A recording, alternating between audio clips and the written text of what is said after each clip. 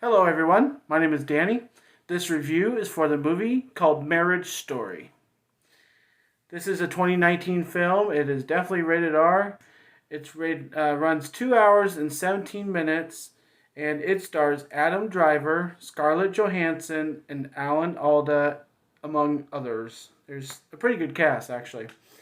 And the description: Noah Baumbach's incisive and compassionate look at a marriage breaking up and a family staying together. Pretty short and sweet, right? Pretty simple. This is Marriage Story.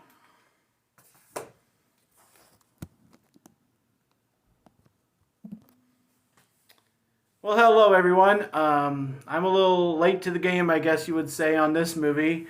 I know a lot of people somehow saw it in theater or something back when it was released, maybe 3, 4 months ago.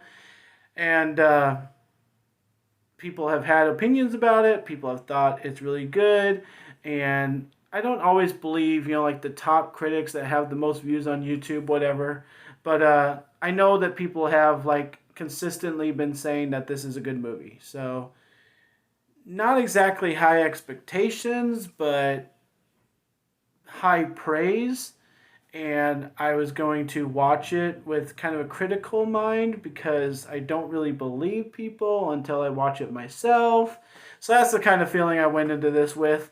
And probably you too. I mean, people hear about, oh, that movie's so great. And then you watch it and you think it's crap. Well, that happens sometimes. So we'll see what I thought about this. We'll start talking about it here. Um, my thing, I wish I could make a chart. Like I just got back into town. I want to do this review and get it over with because I want to keep going on my movie watching and not get backlogged with having to do the reviews. But I wish I had a chart just right here. Imagine a big chart with positives and negatives. So we'll envision it together, okay? Positive: Scarlett Johansson and Adam Driver and Alan Alda and the other people in this movie, they are good actors in general. No matter what they do, they're pretty darn good. And there's a lot of people in this movie, they're all pretty good. And the kid did a pretty good job. It's hard being a kid, especially maybe a little autistic or something. So, yeah, everybody did a fine job acting.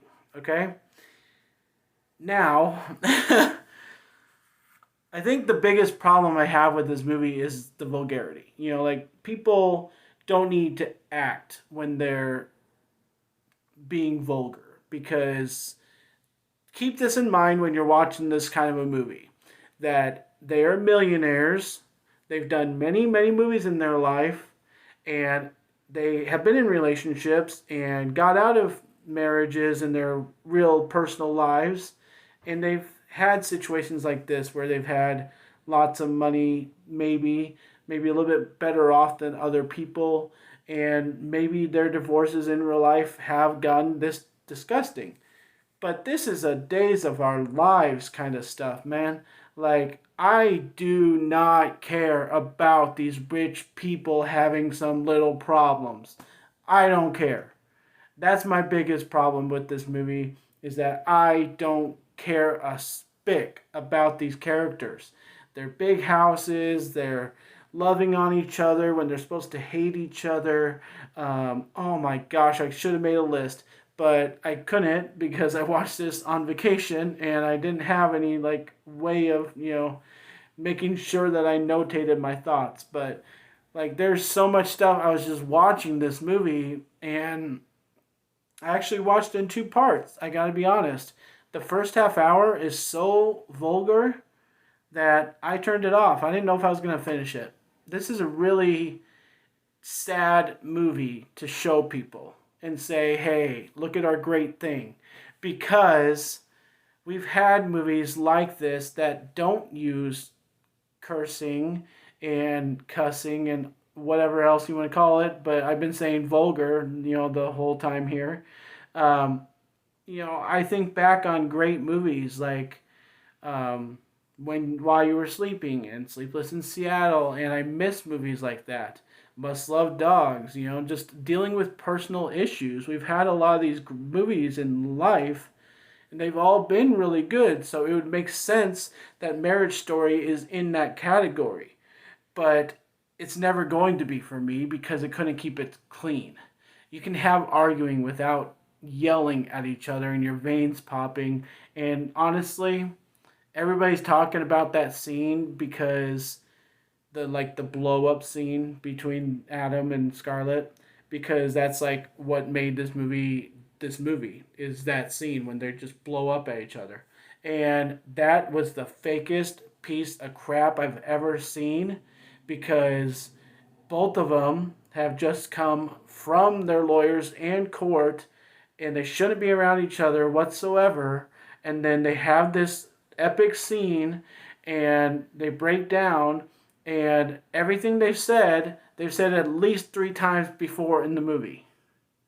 So when people start to put this movie on a pedestal because of that scene that was in the previews that I saw once or twice maybe, yeah, that is way overselling, because that is like one of the worst parts of the movie that proves that they have repeating dialogue, that they have nothing else to say, that this movie's standing on bare ground and it's about ready to explode itself. I think that's the symbolism there, is that the couple blowing up is the movie blowing up, because they have nothing else to offer you the rest of the movie, and it literally goes downhill from there, if not before. So like I said, the first half hour is the worst part that I just cannot ever rewatch. I can watch some bad stuff, man. I've watched, cannibal movies and, whatever else. But that first half hour is like around the kid and calling the kid certain names and calling each other names just to throw it out there. And just the acting by the Scarlett's sister was terrible. And I mean, I want somebody to actually justify their actions for thinking that this is a great movie, because it's not. And there's no justifying it. There's not. There's so much wrong with this stuff, and if I seriously have to rewatch this just to prove myself and write down every single thing that is wrong with this movie, I will.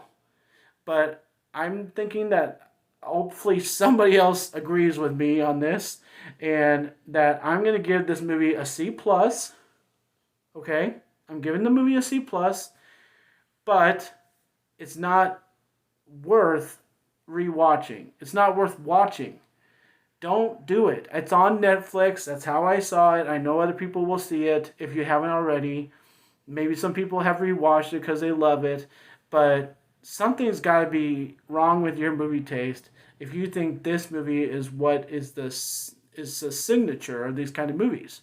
I mean, throw it out. Throw it in the garbage. Watch it once if you have to, but it's not Sleepless in Seattle. It's not While You Were Sleeping. It's not, some of these classics. And if it took the language out, maybe it might be better. I don't know. Maybe will they come up with an edited version of it someday? Probably. Because it's probably one of those movies that could make like a Stars on Demand kind of a movie, because it's been kind of small market. Not many people have heard about it, and after Christmas, going into this year, people had to kind of expose it and say, "Oh, hey, go watch this movie." So we all are, and now it's on Netflix, so we have to watch it, and so that's why I'm doing the review of it, because it's supposed to be in theaters. We found out about it. It was in Limelight. That's why I watched it and did a review, if you're wondering. But anybody who's watched 9 minutes of this, thank you so much. Again, I'm giving you a C plus to Marriage Story. Thanks, guys. My name's Danny. If you like this or any of my other videos, try and get something to watch. Like and subscribe to my channel if you would. And enjoy your movies. Thanks.